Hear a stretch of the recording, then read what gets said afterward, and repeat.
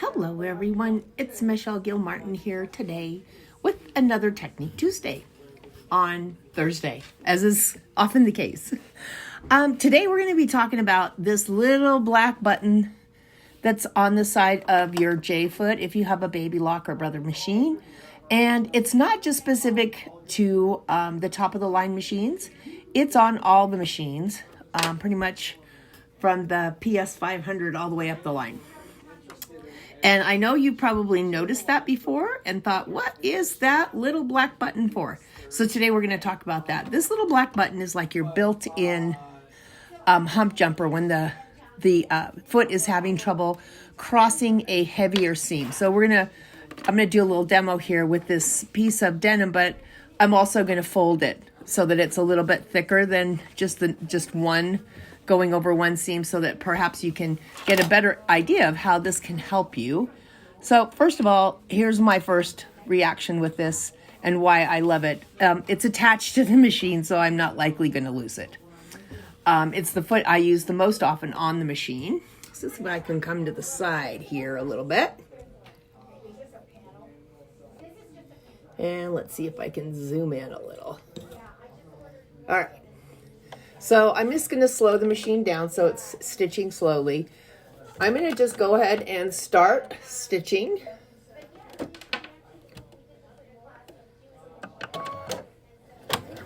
As I come to the edge there, you can see that with the foot down, it's starting to point up. I'm right at the edge of that higher seam. If I stop in that position, if I lift the foot, I can tip this foot forward a little bit and then press that button in. So I'm pressing the button in on the other side. And then with that, my finger on the button, I'm going to put the foot down. So what do you see now? Now the foot is more level across that thicker part or heavier part of the fabric that it's sewing. And on the other side, that button is still in. So I'm just going to push go and continue to sew. And as soon as it doesn't need it anymore, then the button pops out. So the benefit of it is it's an aid for going over a heavy seam, otherwise known as a hump jumper. And it also, if you look at this really close, you'll notice that I don't have any really long stitches on the heavier part there. I don't have any of those stitches where it was going straight and then it really had to work to go over that. So I have a bunch of long stitches, or I have skip stitches. So let me do this one more time. So I'm going to start stitching, and I have the speed turned down when it comes to the hump, and I can see that the foot is starting to turn up. I'm going with the needle down in the fabric. I'm going to lift my foot. With this finger, I'm going to just level out the foot so that it's the same level as where I'm going. Push the button in on the side, put the foot back down, and press go.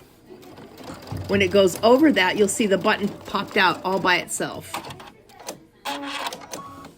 And there's that second. Again, I don't have any skip stitches. I don't have any crammed or short stitches. I just have nice, even stitching. So this is my traditional J-foot, but there are other feet in the line that do have this stabilizing button as well. So one of them is the quilt binding foot.